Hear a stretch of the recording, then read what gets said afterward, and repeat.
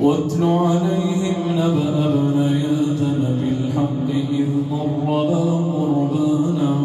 فتقبل من أحدهما ولم يتقبل من الآخر قال لأقتلنك قال إنما يتقبل الله من المتقين لئن بسطت إلي يدك لتقتلني ما أنا بباسط يدي إليك لأقتلك إني أخاف الله رب العالمين إني أريد أن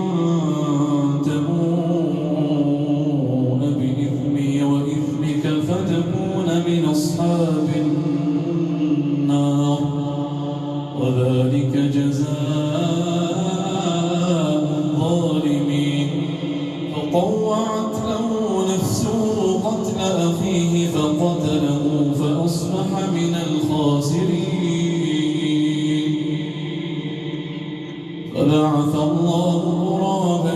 يبحث في الأرض ليريه كيف يواري سوءة أخيه قال يا ويلتى أعجزت أن أكون مثل هذا الغراب فأواري سوءة أخي فأصبح من النادمين لنجل ذلك كتبنا على بني إسرائيل أنه من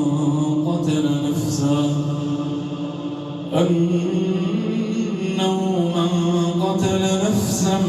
بغير نفس أو فساد في الأرض فكأنما قتل الناس جميعا ومن أحياها فكأنما أحيا الناس جميعا ولقد جاء